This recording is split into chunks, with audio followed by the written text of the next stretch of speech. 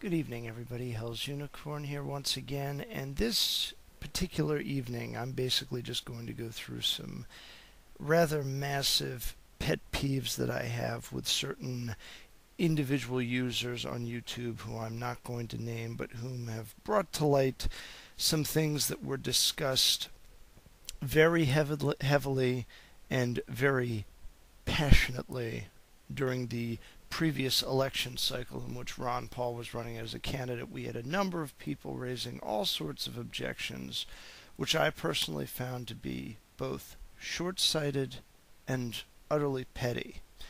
And I'm going to just go down the laundry list, and I'm going to basically explain why it is that I think these assertions, or these objections, I should say, are completely idiotic. The first one: it is a well-established fact that Ron Paul has a fair amount of pull with certain members of the secular libertarian community here on YouTube. He has many apologists who disagree very strongly with him on certain issues, most particularly his religious convictions. As all of you know, Ron Paul is a practicing Baptist. He is very faithful in his faith. He is very passionate about his faith. He doesn't back down because of it, and as a result of it, he has some viewpoints that are at odds with people of a more secularistic or atheistic mindset. So it is not uncommon to occasionally have people come on to Ron Paul's videos and bitch about the fact that he supposedly does not believe in evolution. I'm just going to preface this by stating exactly what these people were talking about. During one of the debates back in 2007, it was one of these hand-raising questions in which the dumb shit liberal on the panel of questioners asked every Republican, are you one of these psychos that believes in God and Jesus Christ and that the world was created and all this other nonsense? Raise your hand. And of course, being the usual pragmatic cowards that most of the mainline candidates were, they didn't raise their hands, and then John McCain, in his usual conciliarist fashion, said, I believe in evolution, but I believe that evolution is the way by which God worked creation, which is pretty ridiculous, actually. Well, it's the standing credo of theistic evolutionary proponents. The strength in this particular viewpoint is that it does concur with what just about everybody thinks, except for hardline young Earth creationists. The problem is that it's not a Christian viewpoint. It's a deist viewpoint at best. But anyway, among the people who did not raise their hands, people who said that they either didn't believe in the Darwinian explanation of the beginning of the world or had some objections to it, those people included Mike Huckabee, and I think it was Duncan Hunter, I think was the other one. I could be wrong about that. No, it was Tom Tancredo, and then Ron Paul. I want to ask those of you in the atheist community who do support Ron Paul in spite of this just a simple question. In light of how horrid the federal government has been on a number of different areas in its policies, be it foreign policy or domestic policy, can I safely assume that you are making priorities in your support of Ron Paul, and that as a result you are simply supporting him because from a practical standpoint he's the only real choice that you can make in order to get what it is you want, which is civil society? If that's the case, then by all standards your atheism is taking a back seat to your desire for civil society. And people on YouTube are criticizing you for it. And they're the same people that say, oh, Ron Paul doesn't believe in evolution, can't vote for him. He wants a peaceful world, yes, but no, we can't have that. Not if some God-fearing lunatic is the one who brings it about. I have a favor to ask every atheist, every agnostic, anybody else who is in some way supporting Ron Paul. Whenever you see somebody making these comments, admonish them for it. All right? Accost them. Tell them that what they are doing is counterproductive. Because I'll tell you what, quite frankly right now, if your insistence that a candidate toe the line on your particular view of how the world began is more important than life or death situations such as wars in the Middle East and our involvement in them, what your actual stance is on those issues doesn't count for anything.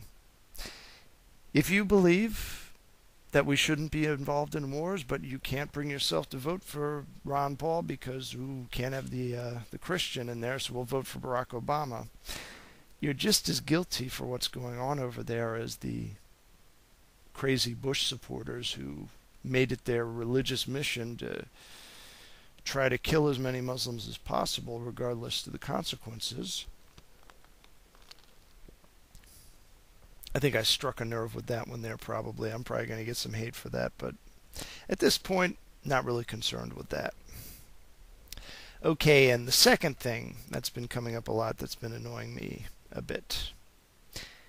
People that refuse to support Ron Paul because he is pro-life. This is something that I really, honestly don't understand, because most of these people that are raising this objection are either men who are most likely either single or who are using contraceptives that will make it all but impossible for an abortion to be necessary. They argue, but I want the choice. And so the fact that Ron Paul wants to make it more difficult for me to get my 6-month to 7-month-old fetus in my wife's uterus dismembered, I'm not going to vote for him, even though I have this viewpoint that all of these wars are immoral, that our country is falling apart because we're not being fiscally sane. No, yeah, that's all important, but got to be able to get the abortion. That's the most important thing in the world. Got to get the abortion. And usually there's other rationale to go along with it. Some of these dumb shits probably read the population bomb a few years back and they actually believed all that neo-Malthusian nonsense. I put a link in the description to the Wikipedia page basically discussing the population bomb and how the book in and of itself was a complete bomb. It predicted mass starvations back in the 1970s and 80s that never occurred, and it actually advocated forcefully starving countries that wouldn't go along with their ideas about how the population should be controlled. It's very hard for me to sympathize with neo-Malthusian thinkers in the libertarian movement. It's as much of a patent self-contradiction as anarcho-syndicalism or syndicalism or socialism and libertarianism, libertarian socialism, whatever that crap is that Noam Chomsky tries to peddle off as an actual ideology. If you're a Malthusian, you don't support liberty because you don't support the liberty of people that want to have large families to have them. You're in favor of initiating some kind of force either through indirect trade disincentives or through outright warfare in order to wipe these people out. But let's go with this Malthusian fallacy for just a few minutes. Let's say just by some bizarre coincidence that we happen to double our population, our world population again a few times. Let me entertain something that kind of rejects the overall premise of this being a bad thing. If there were no human beings living on the earth, there would be no concept of wealth, there would be no sense of prosperity, and there would be no infrastructure. It would simply be the wild. It would simply be nature ruling over the whole planet. There'd be no money, there'd be no jobs, there wouldn't be anything. understand at a most fundamental level that the ultimate cause of human society is human life. That's axiomatic. If you're drawing that into question, then you don't deserve to be on my channel and you're going to get blocked because there's no hope for you. So it logically follows that the more people that you have, the more people are available to create wealth and to increase it. The larger a society becomes, the more prosperous it becomes. But at some point, supposedly, we will reach a population peak.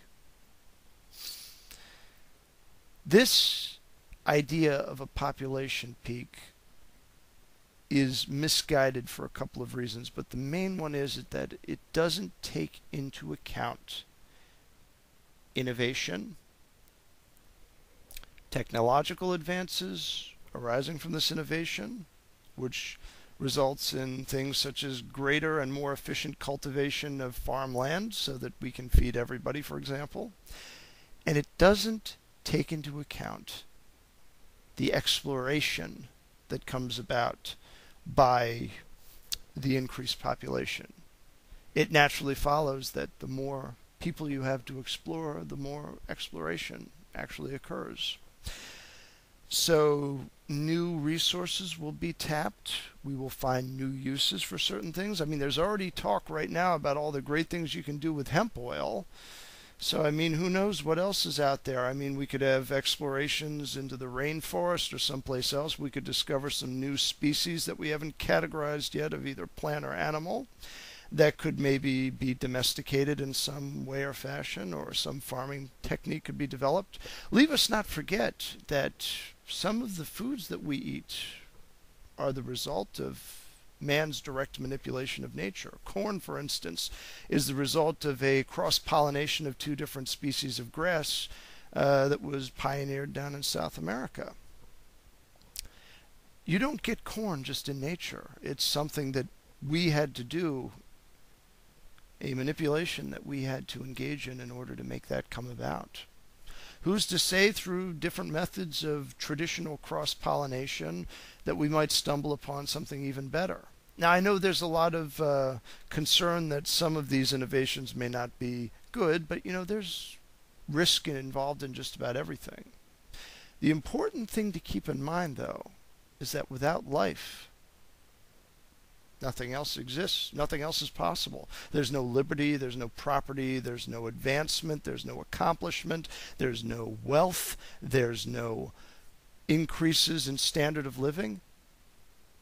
A poorly populated nation is a poor nation in every other respect as well. And a poorly populated nation is a nation ripe for the taking.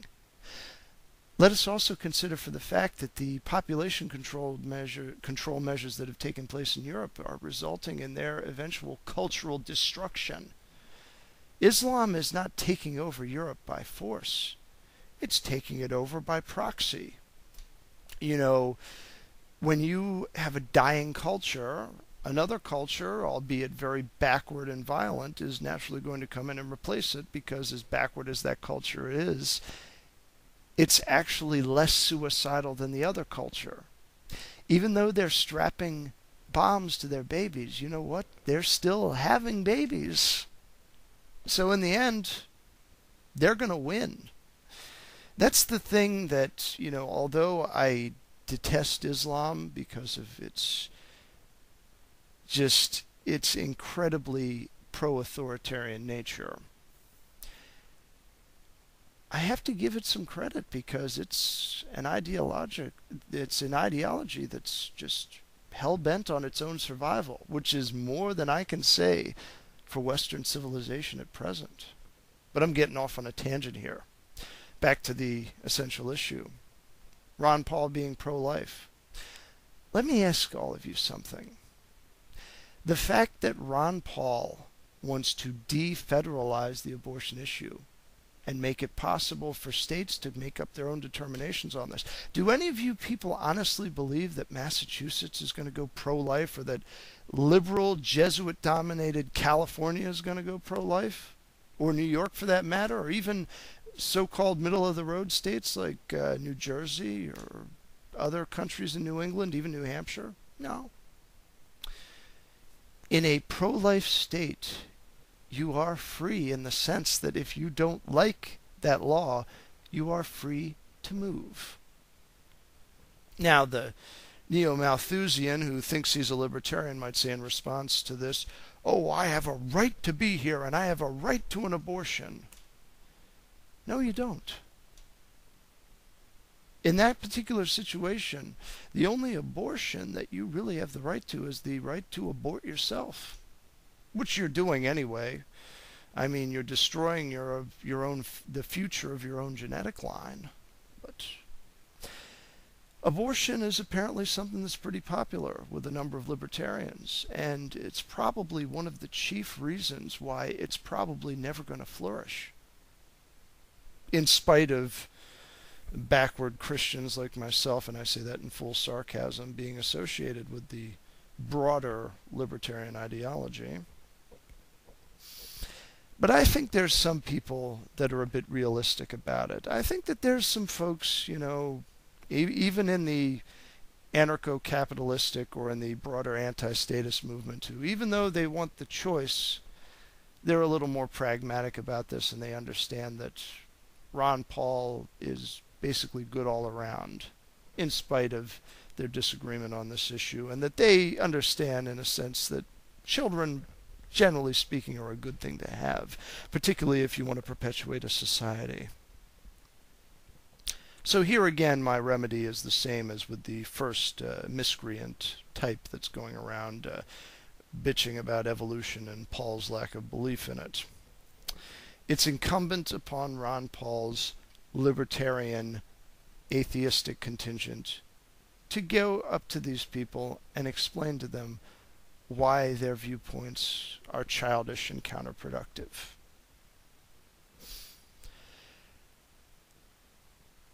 There are naturally other people that I could probably get into. I mean, there's people that bitch about the fact that Ron Paul, kind of parses terms a little bit, and he's like, oh, he doesn't support the Ryan program, but he wants to get rid of this, the pro nationalized healthcare people. Paul is probably not going to touch healthcare. First thing he's going to go for is stuff like foreign policy. And after that, he's going to go after entitlements that are probably not going to hit most of the people that are currently in the Social Security, Medicare, and Medicaid system. It's mostly going to be targeted towards younger people than me, like me. But these people have this sort of religious attachment to keeping these programs in place, even though they don't like the foreign wars and all the killing.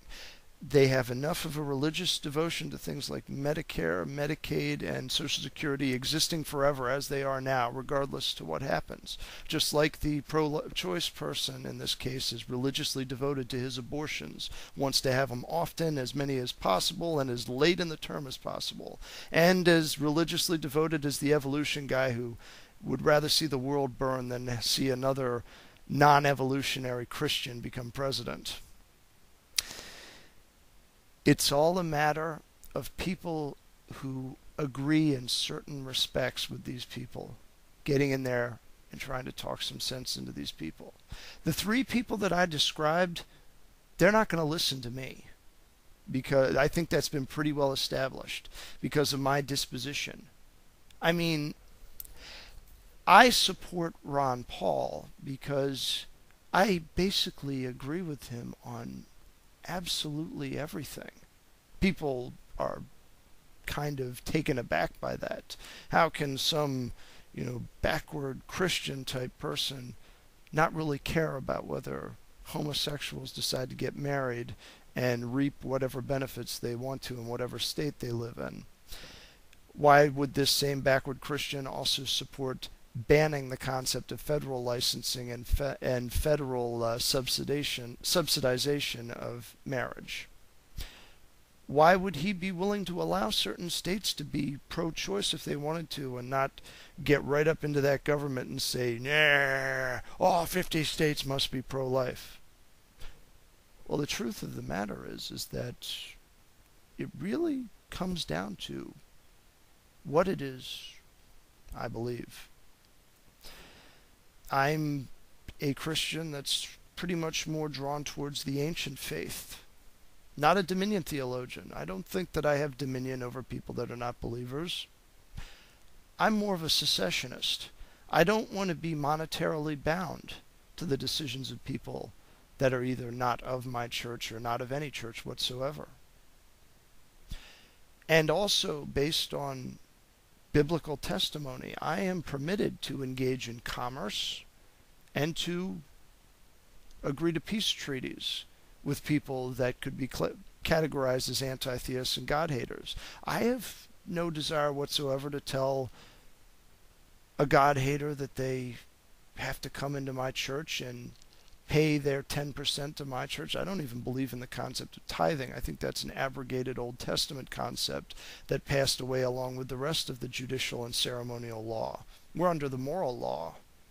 And the moral law is universal to everybody, and just about everybody generally tends to understand it just by nature, even without being a part of a particular organized religion. It's something that's embedded into our nature. It's essentially the moral law and the natural law are synonymous with each other. I'm a live and let live guy.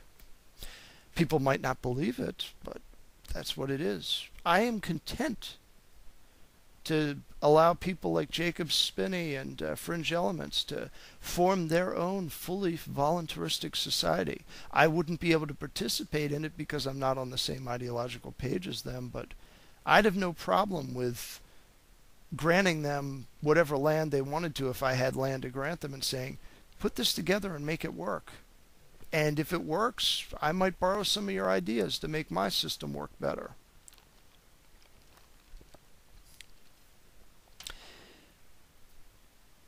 At the end of the day, what we're dealing with here ultimately is the problem of democracy under a very, very large umbrella. This is what the problem with America is today is. We have too many people with divergent views, divergent beliefs, divergent creeds, and divergent cultures, all subjecting each other by force through a massive state that claims dominion over more land than they really would know what to do with if they actually wanted to try to control all of it. And people cling to whatever delusion they want to in order to keep this gravy train a-rolling, despite the fact that it's going to crash and burn soon. And I'm sorry to say this, but a good number of the people that are religiously tied to this system claim to not be religious. Oh well, take from it what you will. With prudence to myself and benevolence to all of you, good evening.